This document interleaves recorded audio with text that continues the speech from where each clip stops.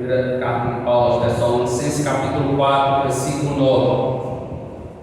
Quanto ao amor fraternal, não precisamos escrever, pois vocês mesmos já foram ensinados por Deus a se amarem uns aos outros. E de fato vocês amam todos os irmãos em toda a Macedônia. Contudo, irmãos, insistimos com vocês que cada vez mais assim procedam. Esforcem-se para ter uma vida tranquila, cuidar dos seus próprios negócios e trabalhar com as suas próprias mãos, como nós os instruímos, a fim de que andem decentemente aos olhos dos que são de fora e não dependam de ninguém. Até aqui, curva a sua cabeça, mantenha a sua Bíblia aberta. Pai, no nome do teu Filho amado Jesus, nós estamos aqui precisando, ó Deus, de uma palavra da tua parte para as nossas vidas, que traga ensino, traga consolo, edificação, que o Senhor nos conforme à imagem do teu Filho Jesus, em amor, ó Pai, uns para com os outros, que o Senhor nos dê uma vida piedosa, uma vida digna do Evangelho de cruz, pelo qual nós fomos salvos, pelo qual nós somos contados para o dia final da redenção, da ressurreição dentre os mortos, ó Pai. Um dia seremos ressurretos como teu Filho é, e também receberemos um corpo de glória, que não mais será manchado pelo pecado, mas um corpo semelhante ao do teu Filho Jesus, em glória e em poder, Pai. Cremos nisso, cremos, ó Pai, na tua palavra, que um dia nós receberemos este corpo, ó Pai, em nome de Jesus. Que o Senhor nos ajude, que o Senhor nos dê luz na nossa mente e fervor no nosso coração, para que nós possamos, ó Deus, nosso coração venha arder de paixão por tua palavra, que a nossa mente seja iluminada, ó Deus, pela tua palavra, a fim de nós retermos o ensino e que esse ensino possa enraizar no nosso coração, para que nós possamos obedecer a ti e a tua palavra, hoje e sempre, ó Deus, e guardar os teus mandamentos no nosso coração, porque, como o salmista vai dizer, que o meditado do meu coração seja agradável a ti, que seja agradável a ti, ó Deus, nessa noite, o nosso meditar, em nome de Jesus.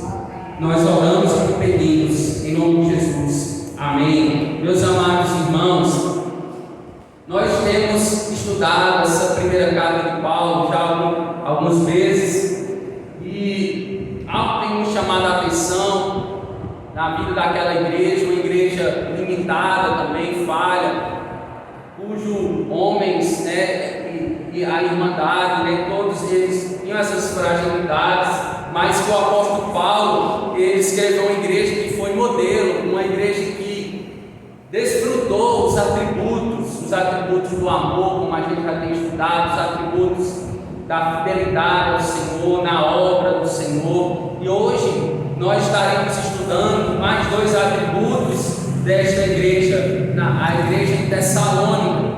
E os atributos que nós vamos estudar nessa noite fazem parte da marca do cristianismo, a marca principal do cristianismo, que é o amor, que nós devemos desfrutar enquanto irmãos, entendendo que Deus nos amou primeiro, por isso que nós amamos a Ele, amamos o nosso irmão em Cristo. Então, quando pensamos na palavra amor, o que vem às nossas cabeças, o que vem às nossas mentes? Quando você pensa na palavra amor, reflita aí com você mesmo, o que você pensa, a maneira como você pensa a respeito do amor. A palavra do latim significa amore, é um sentimento que nos constrange a uma busca desinteressada e sacrificialmente o bem de outra pessoa.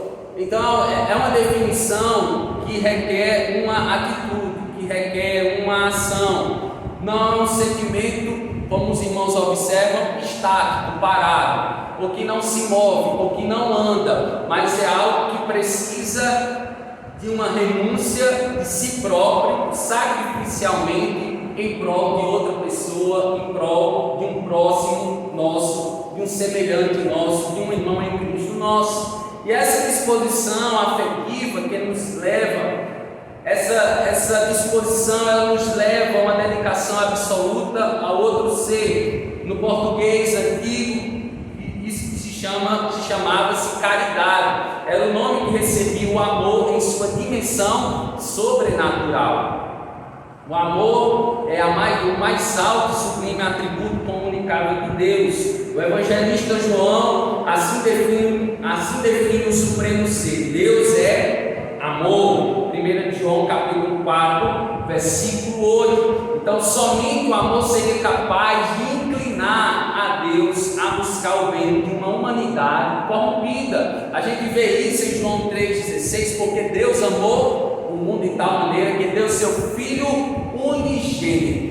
Então ele se moveu, ele se doou naquela cruz, ele se fez carne para que pudesse resgatar muitos, aqueles que haveriam de crer em seu Filho Jesus, no unigênito, no único que poderia substituir-nos naquela cruz, porque ele foi plenamente homem, plenamente Deus. Então este Deus, ele provou este amor, ele provou este amor por esta humanidade caída, corrompida pelo pecado. Mesmo ele entendendo que esse povo, por exemplo, Israel, ele volta e meia ele caía, volta e meia ele transgredia as suas leis, ele era infiel à aliança que o Senhor tinha feito com ele. Mas este amor não é meramente um sentimento, mas ele possui implicações. Esse amor, ele possui atitudes. E sem ele, por exemplo, quando nós pensamos na aliança que o Senhor fez com Israel, existia uma condição, existia uma aliança, e nenhuma aliança teria sentido, nenhum testamento teria firmado sem ele, sem o próprio Deus, pois todos os atos de Deus são amorosos. Então a aliança foi Deus que instituiu, foi Deus que firmou a aliança. O povo é infiel, mas o Deus da aliança, ele é fiel. Então ele amou aquele povo de tal maneira, ele ama a igreja hoje de tal maneira, e o amor ele é colocado em nossos corações por intermédio de quem, pastor? Do Espírito Santo, né? Romanos capítulo 5, versículo 5. Alguém pode ler para mim, por favor? Romanos capítulo 5, versículo 5.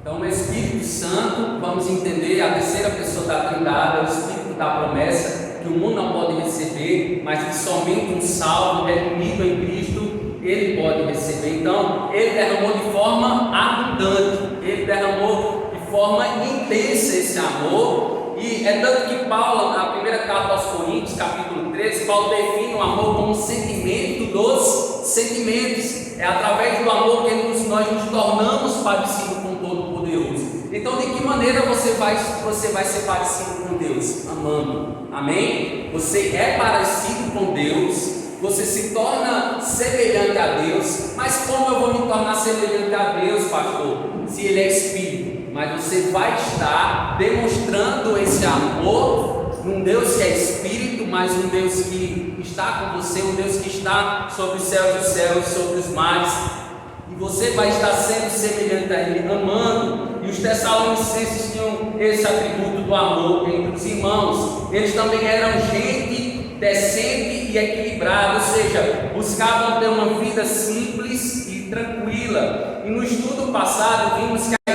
igreja em Tessalônica, como é que ela procedia?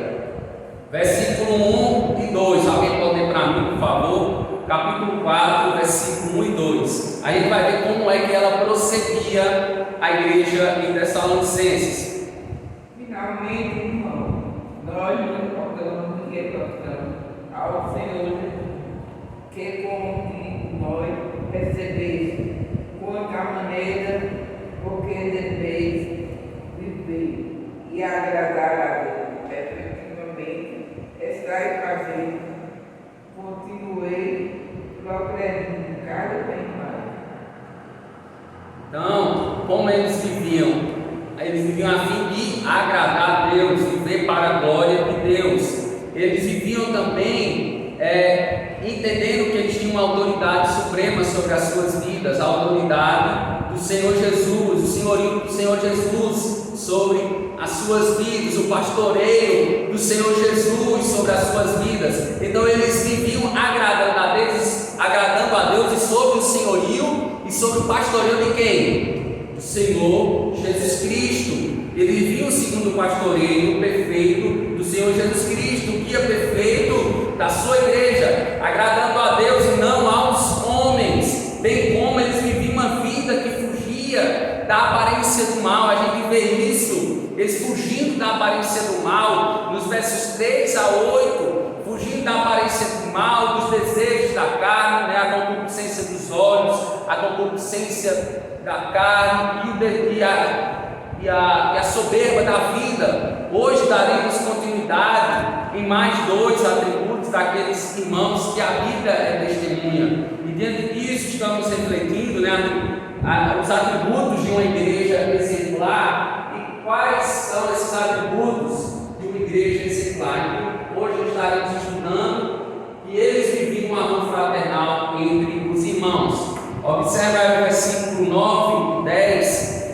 Se a gente observar o versículo 8, antes do 9, Paulo vai falar que o Espírito de Deus é um dom concedido a todos aqueles que creem no Senhor Jesus Cristo para a salvação.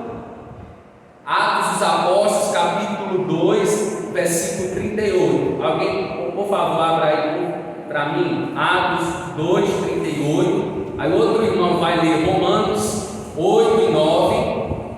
E outro irmão leia a primeira carta de Paulo aos Coríntios, capítulo 3, versículo 16. Amém? Os irmãos que forem achando, podem ler. Atos dos Apóstolos, capítulo 2, versículo 38.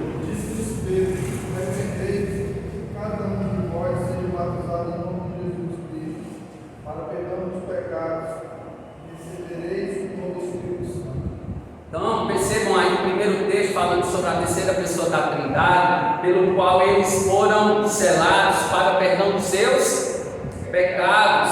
Então a gente vê aí que Paulo não está falando para ímpios, mas ele está falando para quem? Para crentes, para pessoas que foram selados com o Espírito Santo. Vamos ver o segundo texto, Romanos capítulo 8, versículo 9. Foi, porém, não sai da carne, mas no Espírito, de fato é o Espírito Santo habita. Se alguém não tem o Espírito de Cristo, esse não é Deus. Se alguém não tem o Espírito Santo, esse não pertence a quem? A Cristo. Não pertence ao Senhor Jesus. Todos que pertencem a Jesus têm o Espírito Santo da promessa. Primeira carta de Paulo aos Coríntios 3,16. Não sabeis, vós, pessoas do reino de Deus, que o Espírito de Deus habita em vós? É uma pergunta do apóstolo. Não sabeis vós que vocês são santuário de Deus, são templo de Deus, são pousada de Deus. Então Paulo ele ratifica aí e ele diz à igreja, tanto em Corinto como a cidade de Roma e na igreja primitiva, como no sentido geral, que eles tinham a pessoa do Espírito Santo e que eles não eram deles mesmos, mas eles eram pertencentes a Deus no seu Filho Jesus. Então Paulo ele vai começar falando agora no versículo 9 algo que está condicionado a uma pessoa que é salva em Jesus e que Deus tinha capacitado aquele povo a fim de eles amarem uns aos outros. Isso é extraordinário, a gente vê isso, meus irmãos, que esse ato de nós amarmos uns aos outros, isso não provém de nós, da nossa carne, isso não provém do mundo, mas esse amor ele emana de Deus, o Altíssimo, a majestade de ser de Deus, Ele derrama esse amor em nossos corações, para que nós vivamos um proceder que agrada ao Senhor. Observamos aí o versículo 9 e 10, vai dizer o seguinte: quanto ao amor fraternal, não precisamos escrever-lhes, pois vocês mesmos já foram ensinados por Deus a se amarem uns aos outros. Isso é interessante a gente notar aqui, que ele disse assim: não se faz necessário eu escrever a vocês sobre isso, porque vocês já vivem um amor fraternal uns com os outros. Meus amados irmãos, será que Paulo, se ele observasse a igreja hoje em dia, ele diria isso? Eu não preciso escrever a vocês, igreja do século 21, porque eu sei que vocês amam uns aos outros. Ele disse essa igreja aqui, né? Por isso que a gente está estudando os atributos de uma igreja modelo, porque a igreja de Tessalonicenses, aos Tessalonicenses, era uma igreja que desfrutava esse amor entre uns para com os outros. Paulo disse: não precisamos escrever-lhes, pois vocês mesmos já foram ensinados por Deus a se amarem uns aos outros, e de fato vocês amam a todos os irmãos. Isso é interessante, isso é extraordinário, que Paulo, de próprio punho, testemunha do amor daqueles irmãos uns para com os outros em toda a Macedônia. Perceba aqui, meus irmãos. Contudo, irmãos, insistimos, permaneçam, como se Paulo estivesse dizendo, permaneçam vocês, cada um mais, neste mesmo procedimento, nessa mesma atitude, neste mesmo amor que vocês têm revelado um para com o outro. Preste atenção, Paulo disse aqui que quanto ao amor entre os irmãos, não necessitamos escrever a vocês. Ou seja, aquela igreja já tinha sido capacitada por Deus, ou vinha sendo capacitada por Deus, porque a gente sabe que a capacitação, ela é contínua, amém? A capacitação na nossa vida, ela não é estagnada, ela não é parada. Deus, Ele não nos capacita de maneira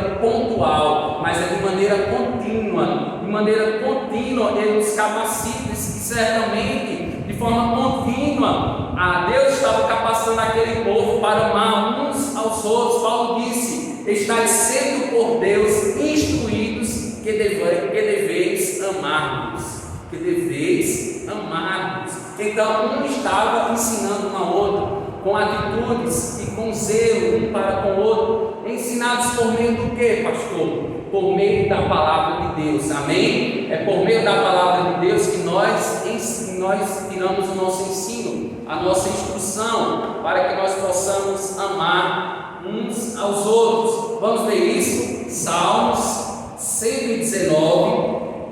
Alguém abre, por favor, para mim aí. Salmos 119, versículo 97. Não vai ler do versículo 97 ao versículo 102. Salmo 119. Quando amo a Deus, é a minha meditação todo dia.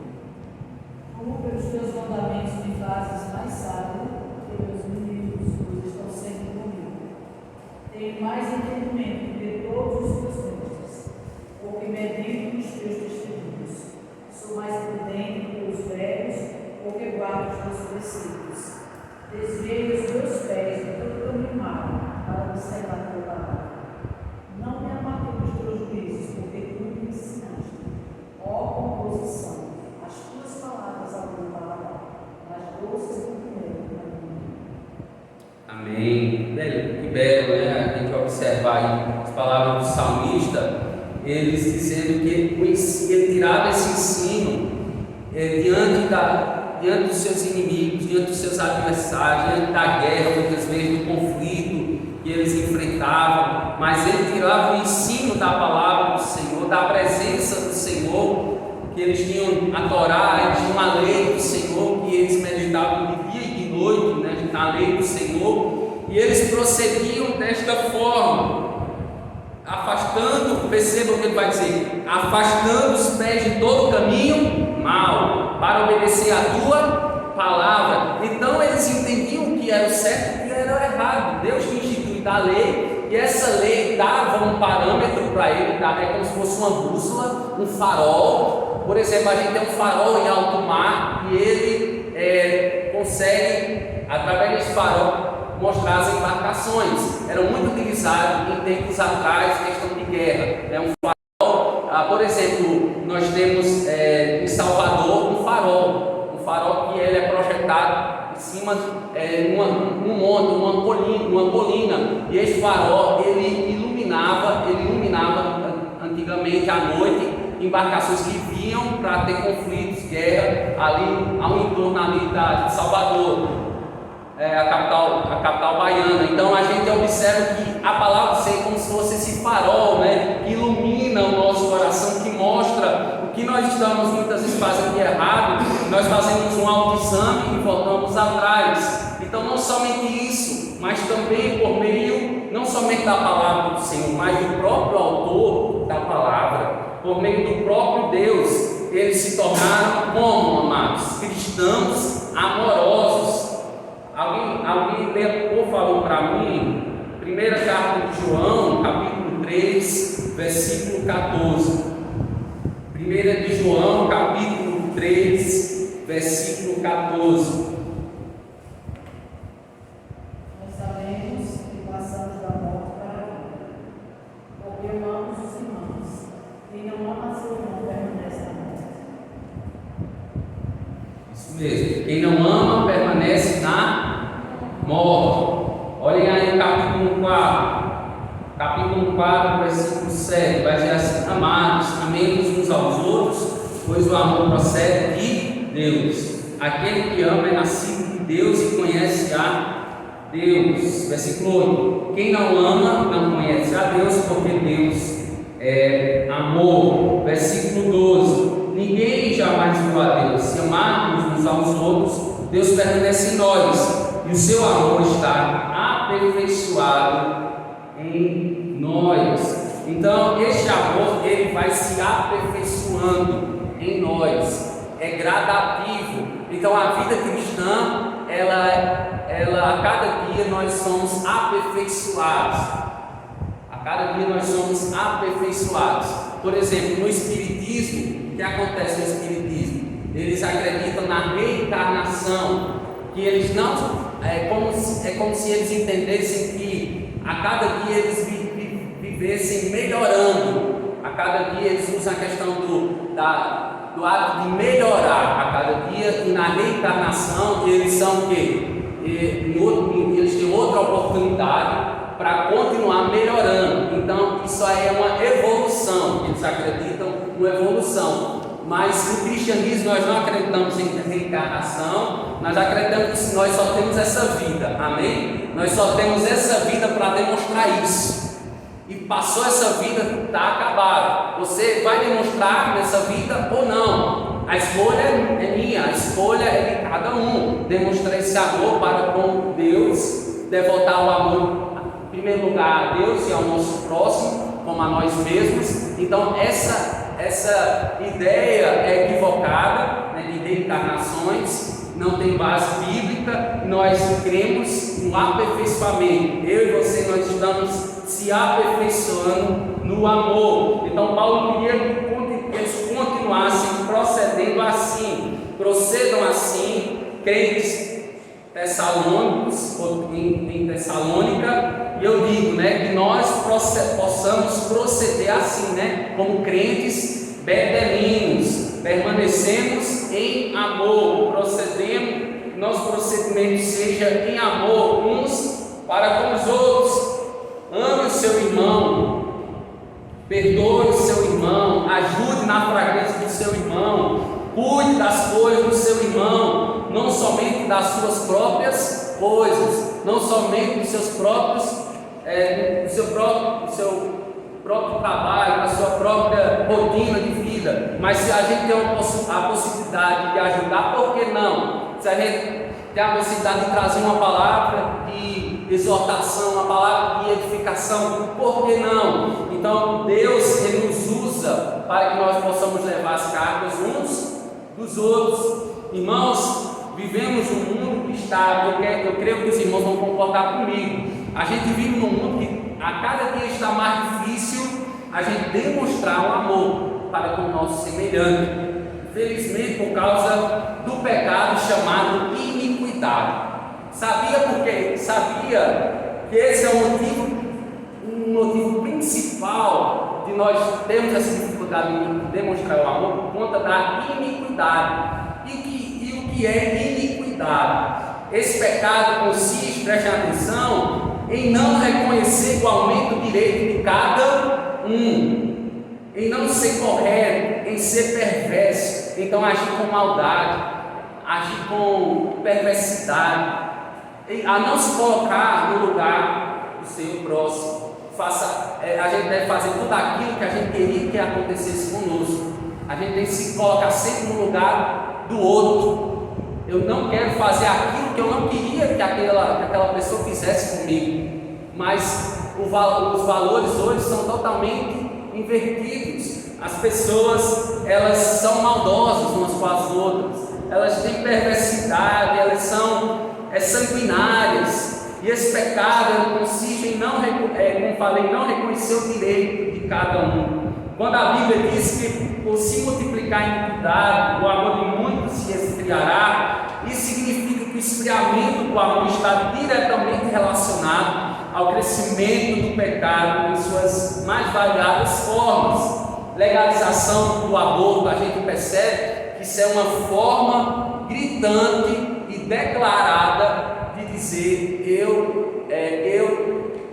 eu aprovo a morte, ou eu aprovo morte de seres tão pequenos, tão frágeis, que têm o direito à vida. Estou citando apenas uma coisa que tem sido bem aceita no nosso tempo. Cerca de 20 países americanos já aprovaram, né, o aborto, e o Brasil, ele a depender, né, de como se caminhará essa questão política no nosso país, isso pode acontecer em um curto espaço de tempo, essa aprovação, essa legalização do aborto, felizmente. Marrane. Pois é, pastor, a gente vê que mais fácil seria a gente vê a questão da fidelidade, né?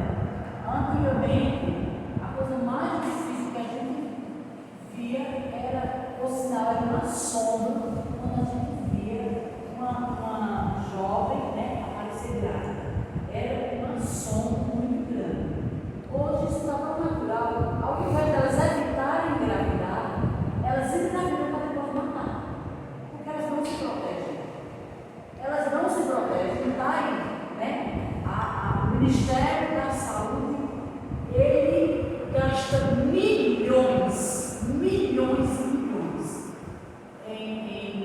anticoncepcional, né? Em preservativo e outros meios contraceptivos.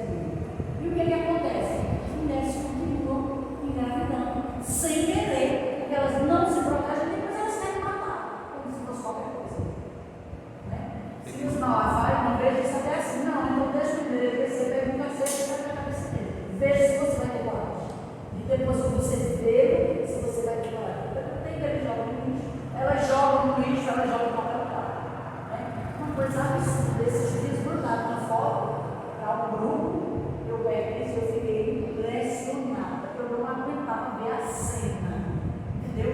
Aquela criança chocada ali no meio daquele lixo, né? As formigas já morreram assim a carinha dela, criança gorda, bem nutrida, sabe? Meu Deus do céu, chique, cadê? Tem aí todo esse investimento do governo, as pessoas não se conscientizam que eles vão estar se protegendo de doenças, né? Como a AIDS, né, que ainda não tem cura, não se arriscam por mero prazer.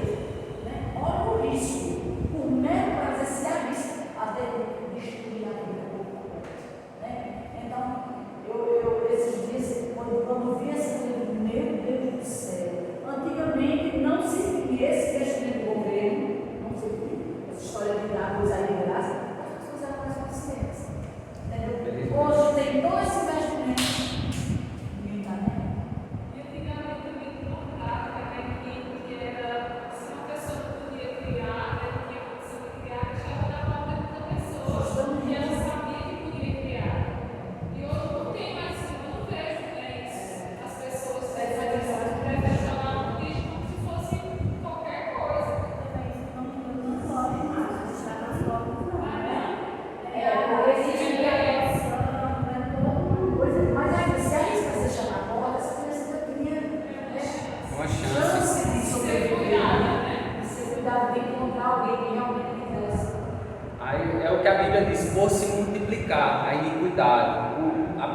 perversidade do coração humano. Infelizmente, isso tem cristãos que são coniventes, né? que aprovam o aborto, que aprovam, por exemplo, a legalização das drogas. Infelizmente, tem cristãos que, e aí a gente percebe que estão enganados ou estão sendo contaminados pela perversidade, estão sendo contaminados pelo que a mídia está dizendo, pelo que as autoridades elas estão falando ou estão dizendo aí. Então a gente está deixando contaminar. A igreja evangélica está infelizmente se envenenando com esses valores que estão aí bem expostos na mídia, né? E essa questão do aborto, né? Da legalização de drogas, da legalização de tantas outras coisas. Então a gente tem como cristão, a gente tem que ter o nosso posicionamento, amém? Seja contra isso. Se alguém vier falar com você, dê o seu posicionamento, seja firme, não seja a favor daquilo que a gente vê como um absurdo diante de Deus, porque Deus é amor. Deus, ele rejeita, ele abomina toda forma de iniquidade e de injustiça. Então nós somos pessoas ditas como sal da terra, luz do mundo. Então nós devemos ter o nosso posicionamento. Então, de maneira, por isso que eu já disse aqui que nós não somos pessoas apolíticas. O que é isso? Negarmos a política. Por exemplo, se alguém vem a você perguntar, você é a favor do aborto? Claro que você vai dizer a sua opinião. Então isso é um assunto político? Por exemplo, você é a favor da legalização das armas?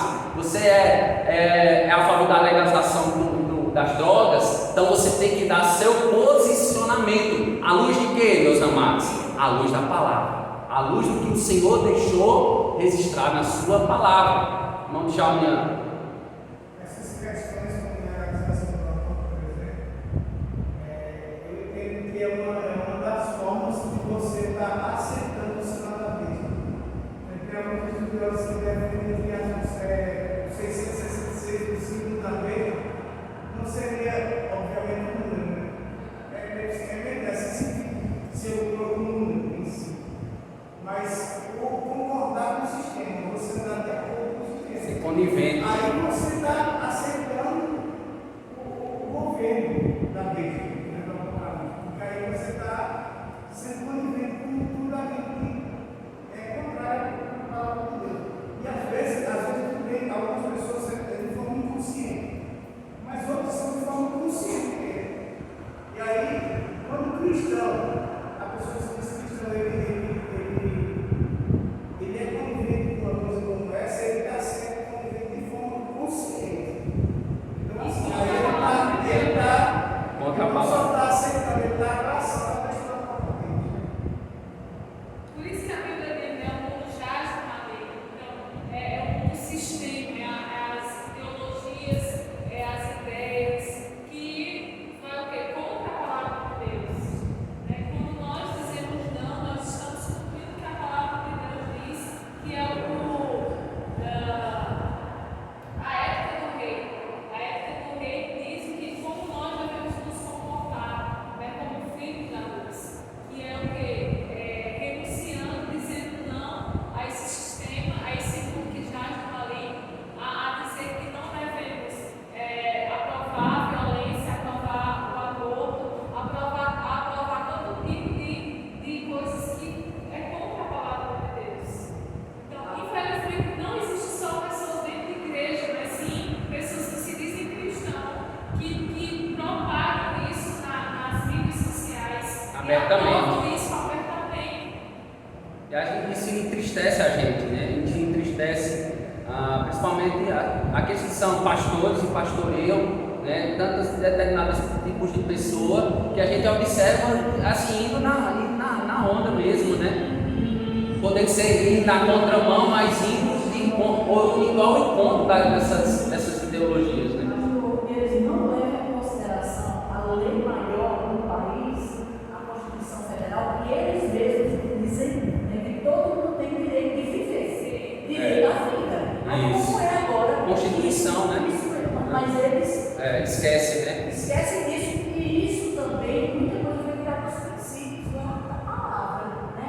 Muita coisa da lei mantém o que a palavra diz. Então, por conta disso, dizem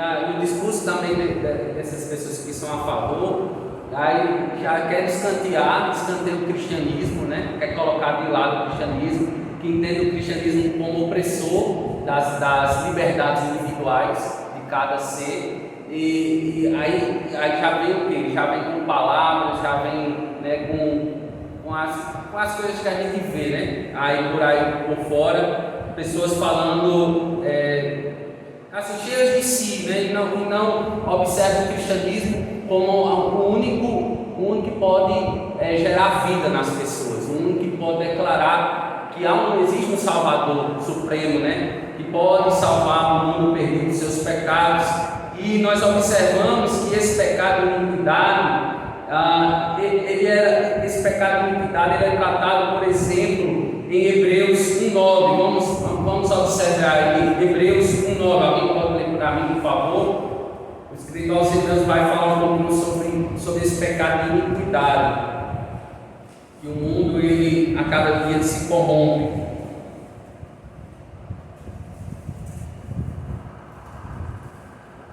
Hebreus capítulo 1, versículo 9. Amaste a justiça e aborreceste a iniquidade. Por isso Deus, o teu Deus, te enjugou da alegria mais do que a teus companheiros. A palavra aí, odeias a iniquidade. O Senhor odeia a injustiça, odeia aqueles que praticam o mal, né? Mateus capítulo 7, versículo 23. O próprio Jesus disse que o Pai odeia aqueles que praticam o mal, ele abomina aqueles que praticam o mal. Foi Jesus, o Senhor Jesus, que falou que o amor de muitos ele iria se esfriar com o aumento da iniquidade. Vamos ver isso em Mateus capítulo 24, versículo 12. Mateus capítulo 24, versículo 12. Alguém pode ler para mim?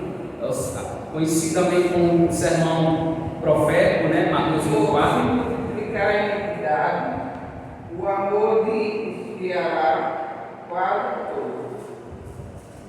De quase todos, ainda bem que não é de todos, né? Quase todos, graças a Deus. Ainda vai existir salvos, o remanescente fiel, né? Graças a Deus por isso. Então, meus amados irmãos, a gente vê que isso é cumprimento, né? Cumprimento é um sinal que vai anteceder a volta de Jesus, é o amor de muitos se esfriando. E observamos agora, em segundo lugar, que além deles viverem o amor fraternal entre os irmãos, em segundo lugar, eles viviam de modo decente e equilibrado. Vamos ver isso?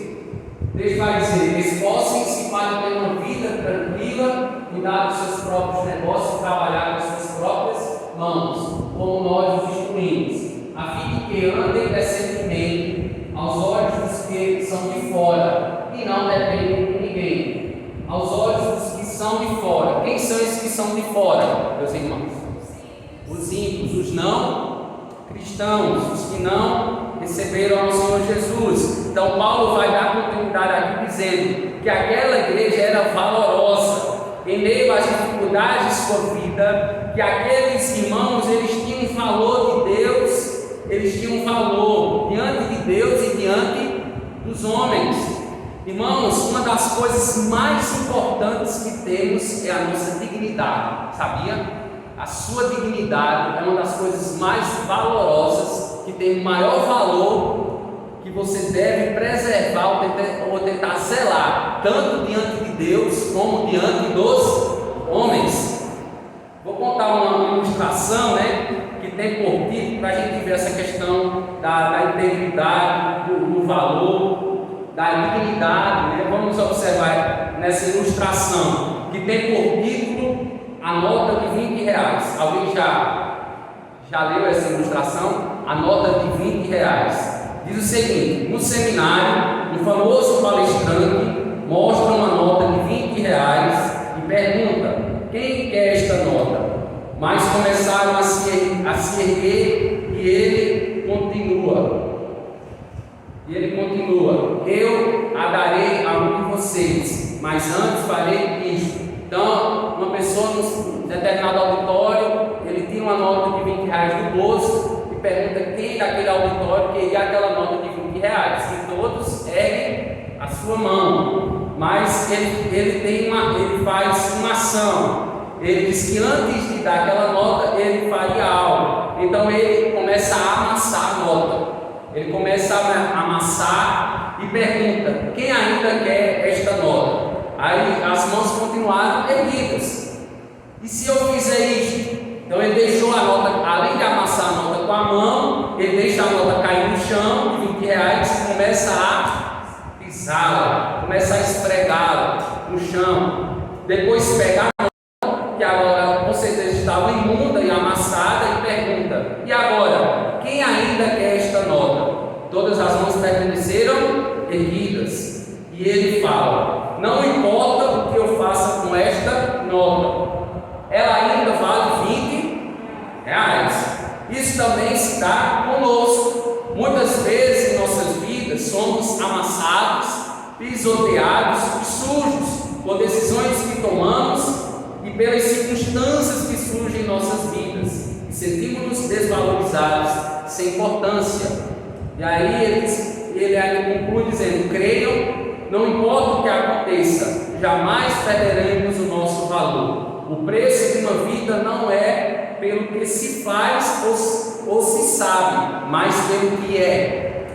E assim, é assim que Deus nos vê. Então ele conclui a ilustração desta maneira: o valor da gente é estabelecido por Deus, amém? A forma de você ser, a forma de você demonstrar um para com o outro, Deus te fez desta forma, com esse temperamento, com essa personalidade. Nós vacilaremos em alguma circunstância da nossa vida? Sim. Nós cairemos? Sim. E a lição que tiramos dessa ilustração ainda é que devemos nos valorizar. As pessoas têm que olhar para nós e dizer: ali vai um homem de Deus, ali vai uma mulher de Deus, vendo de forma decente e equilibrada. Cabe perguntar ainda agora: como temos sido reconhecidos? Quais os valores temos refletido na rua, refletido na família, no trabalho, na igreja?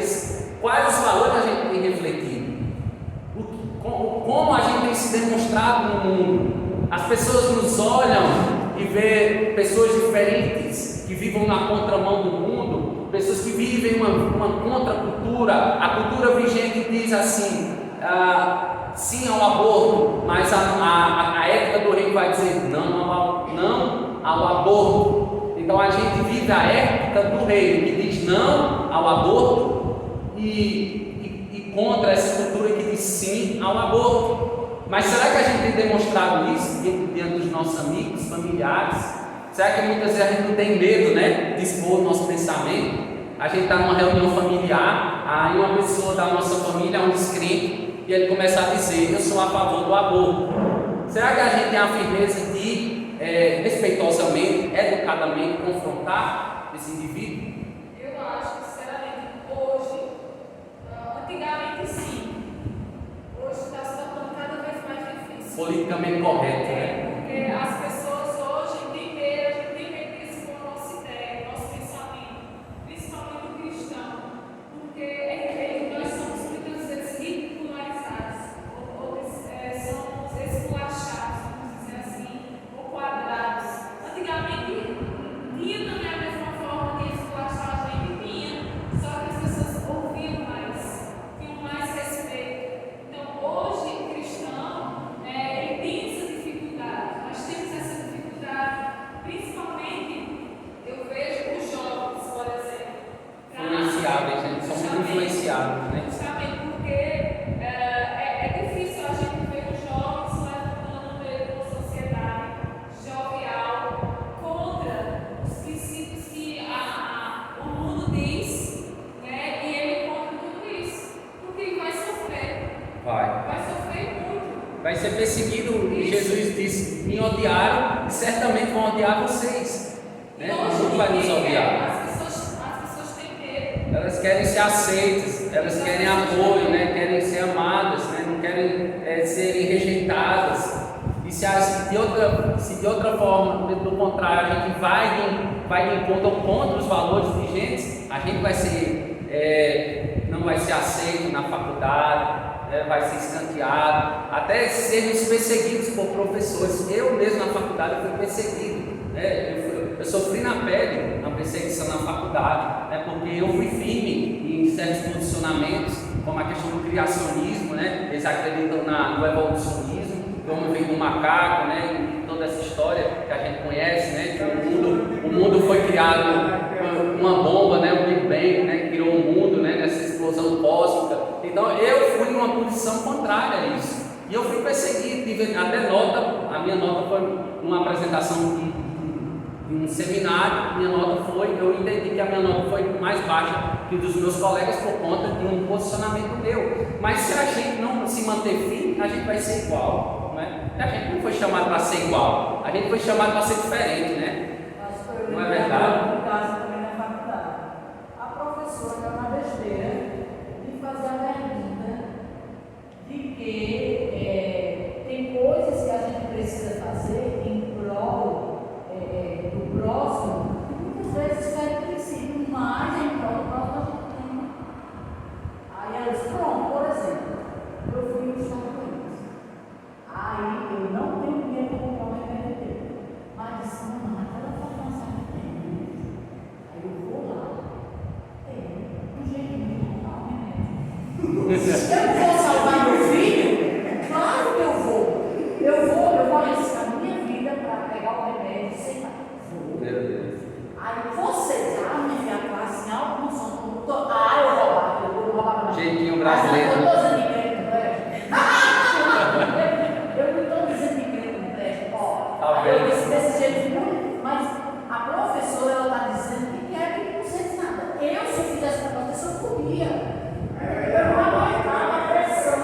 Entendeu? Ela disse, pois, aí todo mundo, não, para salvar meu filho, eu roubava, eu matava, eu falava. Meu Deus.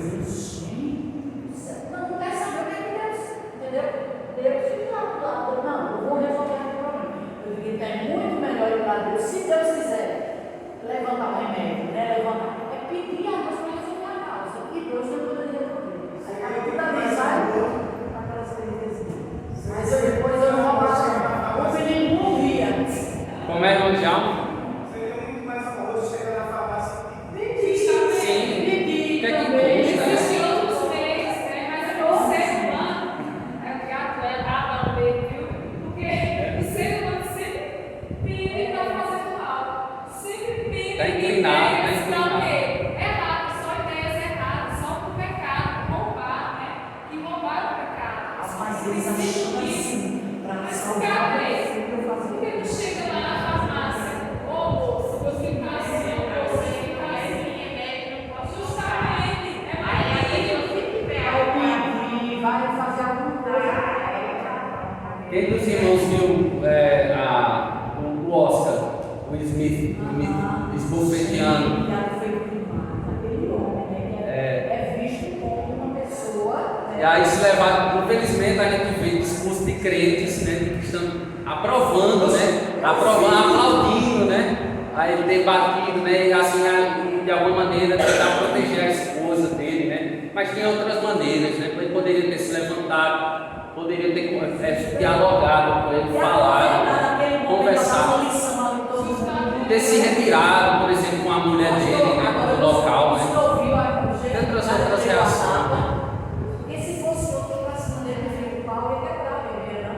Mas não, cara, eu ainda sorriu, mas ele me matou. E essa sensação vai ficar aqui no Oscar, Desse jeito, essa bastante graça.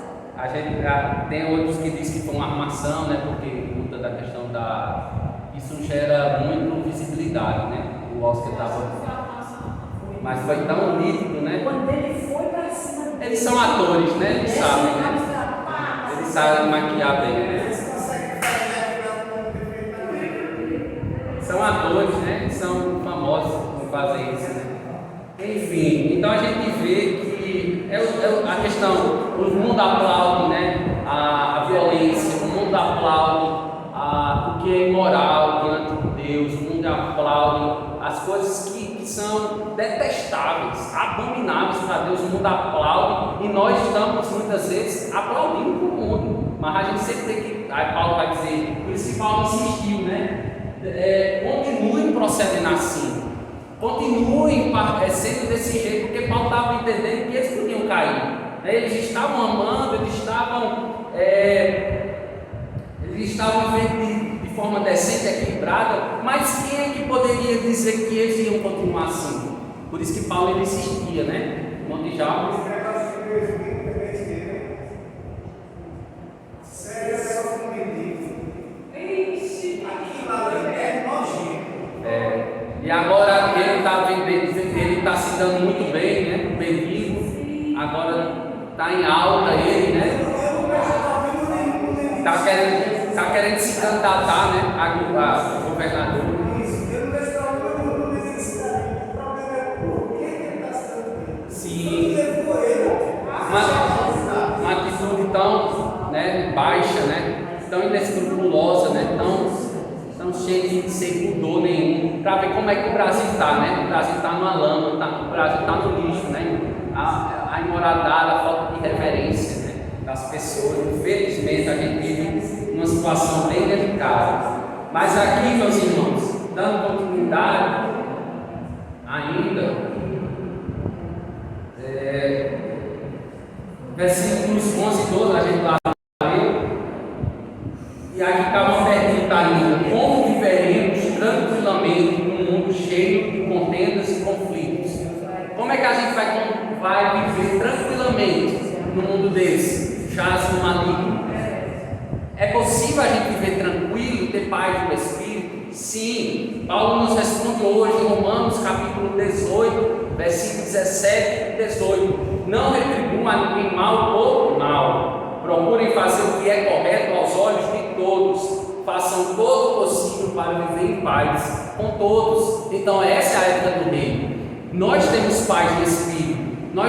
Nossa alma ela está sossegada em Deus. Então é só por intermédio de nós e das nossas ações, das nossas atitudes, é que ainda o mundo ele observa o amor de Deus. É só por intermédio dos cristãos. A gente não deve esperar que o ímpio ele venha demonstrar esse amor. É nós que devemos, é responsabilidade nossa demonstrar esse amor, demonstrar a paz, ter a contenda, a briga, a discórdia, a discussão.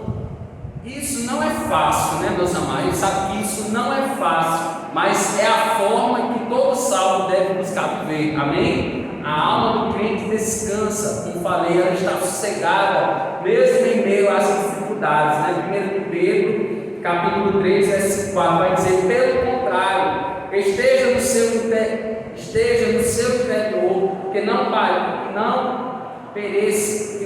perece, beleza demonstrada no espírito dócil e tranquilo, o que é de grande valor para Deus. Então Pedro aqui vai falar dessa beleza que muitas vezes as pessoas não enxergam, mas Deus enxerga. A beleza interna, uma alma tranquila, uma alma que vive com suavidade, né? Que demonstra paz entre os homens, que demonstra esse valor para com os homens. E aí o versículo 12 vai dizer, para concluir, Paulo fala que devemos ter uma boa reputação com os de fora. Os não cristãos estão sendo considerados aqui, né? 1 Timóteo capítulo 3, versículo 7 diz: também deve ter boa reputação perante os de fora, para que não caiam em descrédito, nem na cilada do diabo. Então, quando nós damos uma boa reputação aí fora, temos uma boa reputação, o Evangelho já é demonstrado. Nós não precisamos falar nada. As nossas atitudes, elas falam mais do que as nossas palavras, e o contrário também é válido. Ainda é pior, né? Porque se a gente age de forma ímpia, isso ali contamina mais as pessoas. Nós caímos nessas ciladas, por isso que ele vai dizer: cuidado para não cair na cilada de Satanás, no laço de Satanás, porque isso vai gerar vergonha, isso vai gerar escândalo, as pessoas vão começar falando na praça, isso e aquilo nosso, e isso vai afetando o corpo, e isso gera uma doença, isso gera adoecimento no corpo de Cristo. Isso é muito sério. Então os tessalonicenses deviam ser zelosos pela honra que não se adquire por uma autoafirmação ou uma auto-ostentação de grandeza pessoal, mas através de um comportamento humilde, diligente e irrepreensível, vivendo respeitosamente e modestamente. É possível nós vivermos moderadamente, discretamente nessa sociedade? É possível, meus irmãos. O Espírito Santo está conosco, ele nos ensina a viver dessa forma, de forma respeitosa, para que o Senhor seja glorificado, para que nós tenhamos o nosso posicionamento firme na palavra, firme nos mandamentos do Senhor. Amém? Que o Senhor nos ajude.